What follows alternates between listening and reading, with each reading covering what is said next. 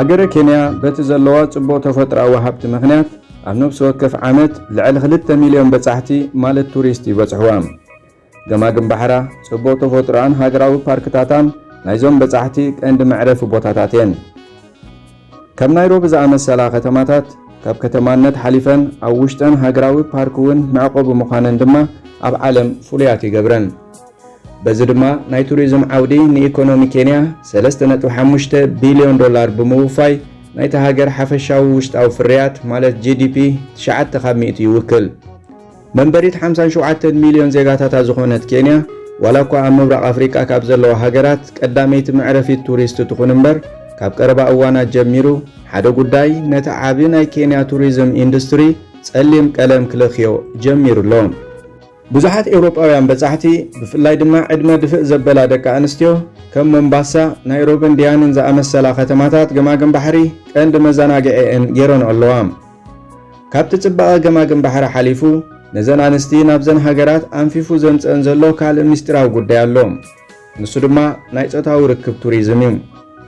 ኣብ ኣፍሪቃ ብዝርከባ ላዕለዋይ ቁጽሪ ስራሕ ኣልቦ መንእሰያት ዘለወን ሃገራት ናይ ምንዝርና ንግዲ ንግዜያውያን ጸገማት ንምፍታሕ ከም ኣማራጺ ኮይኑ ከገልግል ምርኣይ ብዙሕ ሓድሽ ጉዳይ ኣይኮነን።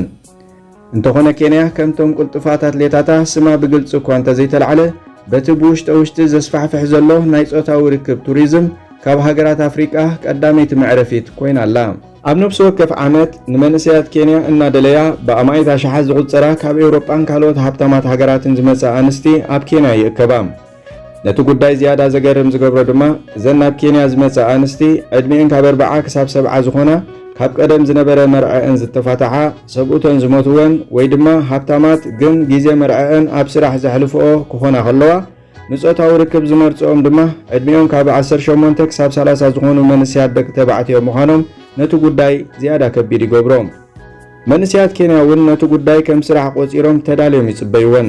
መብዛሕትኦም መራሕቲ ታክሲ፣ ኣስተናገድቲ ሆቴልን ባርን፣ መራሕቲ ጉዕዞ በጻሕትን ኣካለይቲ ጀላቡን መንእሰያት ኣብዚ ዓውዲ እዚ ይሳተፉ።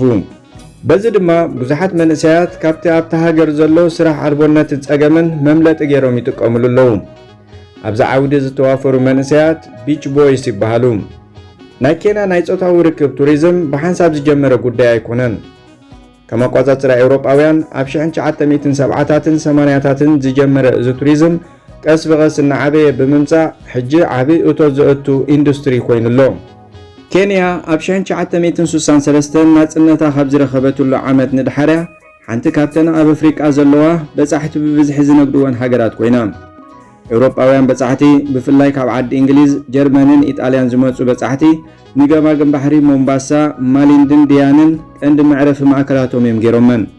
ድሒሮም ኣብ ዝቐጸሉ ዓመታት ቁጠባ ኬንያ ንብዙሓት መንእሰያት ዕድል ስራሕ ከም ዘይህልዎም ስለ ዝገበረ ነዚ ኩነታት ድማ እቶም ኣብቲ በጻሕቲ ዝነግድዎ ከባቢታት ዝነበሩ መንእሰያት ጀላቡ ክካረዩን ዝተፈላለየ መስተታትን ዝተዓሸገ ምግብታትን ናብቶም ናብ ገማግም ባሕሪ ዝመጹ በጻሕቲ ከቕርቡ ጀመሩ። መብዛሕትአን ካብዘን በጻሕቲ ዕድሚአን ዝደፍኣ፣ ዘይተመርዓዋ፣ እተፋትሓን ወይ ሰብኡተን ዝሞትወን ኣንስቲ ክኾና ከለዋ ንመንእሰያት ዝሓሸ ገንዘብ ብምሃብ ምስኣታቶም ክውዕላን ክሓድራን ጀመራ። በቲ ዘይፈልጥዎ ገንዘብ እናተታለሉ ዝመጹ መንእሰያት ቀንዲ ስርሖም እናገደፉ ነተን ኣንስቲ ምክንኻንን ምሕጓስን ተተሓሓዝዎም። ኣብ መወዳእታ 1990ታት ጾታዊ ርክብ ቱሪዝም ብፍላይ ኣብ ሞምባሳ ግሉጽ ምስጢር እናኾነ መጺኡ። ኤውሮጳውያን ኣንስቲ እውን ዓመት መጽእ እናተመላለሳ ምስቶም ሓዊ ዝጨኑ መንእሰያት ኬንያ ናይ ደስታ ግዜአን የስተማቕራ። ከም ሞምባሳ፣ ማሊንድን ዲያንን ናብ ዝኣመሰላ ገማግም ባሕሪ ዘለወን ከተማታት እተን ኣንስቲ መጻወዲአን ኣንጺፈን ዝጽበያሉ ቦታታት እዩ። ኣብ ዲያኒ ቢች ናይ ብዙሓት ዝተፈላለየ ሃገራት ሃብታማት በጻሕቲ፣ ማሊንዲ ድማ ናይ ጣልያን በጻሕቲ ብብዝሒ ዝዕንድሩለን ከተማታት እየን። ወደባዊት ከተማ ሞምባሳ ድማ ካብ ኤውሮጳ ንዝመጹ በጻሕቲ ዝርከበሉ ናይ ጾታዊ ርክብ ቱሪዝም ማእከል እያ። ምምጻእ ማሕበራዊ ሚድያ እውን ነቲ ጉዳይ ዝያዳ ከም ዝላባዕ ገይርዎ እዩ። ብዙሓት በጻሕቲ ናብቲ ሃገር ቅድሚ ምምጽኦም ምስ ደቂ እቲ ከባቢ ብማሕበራዊ ሚድያ ይላለዩ። እዚ ድማ እቶም በጻሕቲ ኣብ ኬንያ ቅድሚ ምዕራፎም ተቐባሊ ከም ዝህልዎም ይገብር። እቶም መንእሰያት እውን ኣቐዲሞም ርክብ ምስ ዝጀመርወንን ሓደስቲ ናብቲ ሃገር ዝመጻን ኣንስቲ ብምጽሓሓፍ ዕርክነቶም የትርሩ። ካብ ዝሓለፉ ዓመታት ጀሚሮም መንእሰያት ዝሰርሕዎ ዝነበሩ ቀንዲ ስርሖም ጠቕሊሎም ብምግዳፍ ናብቲ ናይ ጾታዊ ርክብ ቱሪዝም እናኣተዉ ክመፁ ጸኒሖም። እቲ ዘገርም ኣብዚ ስራሕ ልምዲ ዘለዎም ሰባት ናይ ስልጠና መደባት ሓንፂጾም ንሓደስቲ እናሰልጠኑ ናብዚ ንግዲ ይእትውዎም። ናይ ኬንያ ናይ ጾታዊ ርክብ ቱሪዝም መብዛሕትኡ ግዜ ኣብ መንጎ መንእሰያት ደቂ ተባዕትዮን ኤውሮጳውያን ኣንስትን እዩ ዝካየድ። ይኹን እምበር ንመንእሰያት ኣዋልድ እናደለዩ ዝመፁ ደቂ ተባዕትዮ እውን ቁፅሮም ቀሊል ኣይኮነን። ናይቶም ኬንያውያን መንእሰያት ንኡስ ዕድሚኦምን ዘርእይዎ ክንክንን ነተን ኣንስቲ ነቲ ዝረስዐኦ ናይ ፍቕሪ ግዜ ከም ብሓድሽ ስለ ዘለዓዕለለን ሓንቲ ሰበይቲ ምስቲ ዝሓዘቶ መንእሰይ ንነዊሕ ግዜ ዝጸንሕ ናይ ፍቕሪ ርክብ ክህልዋ ብምሕሳብ ናይ ገንዘብ ደገፍ ትገብረሉ።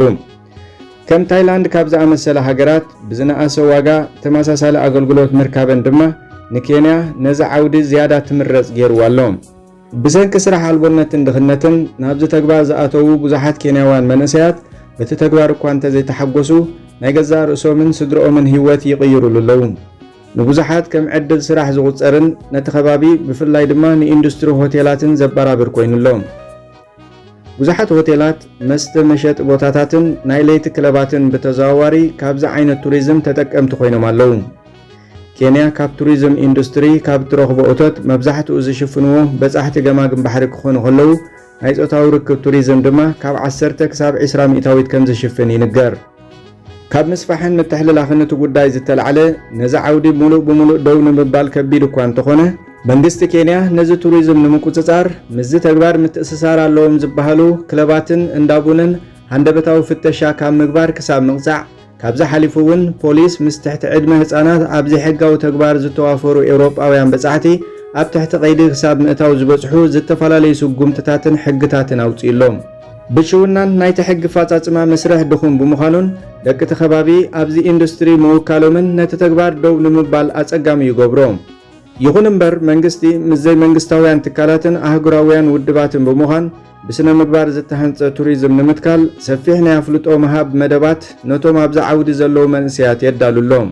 እንተኾነ ሕጂ እውን ካብቶም ንኬንያ ዝበጽሑ ኣህጉራውያን በጻሕቲ 20 ሚእታዊት ዝሽፍና ብፍላይ ድማ ካብ ሃገራት ኤውሮጳ ዝመጻ ኣንስቲ ነቲ ዓውዲ የጋድዱ ኣለዋ። ኣብ 1963 ኬንያ ካብ ዓዲ እንግሊዝ ናጽነታ ድሕሪ ምርካባ ናይቲ ሃገር ቱሪዝም ኢንዱስትሪ ምብርባር ክጅምር ከሎ ዝጀመረ እዚ ተግባር ሕጂ ልዕሊ ዓቕሚ መንግስቲ ኮይኑ ብኣሽሓት ዝቝጸሩ መንእሰያት ህይወቶም ንምምሕያሽ ከም ኣማራጺ ይጥቀሙሉ ኣለዉ።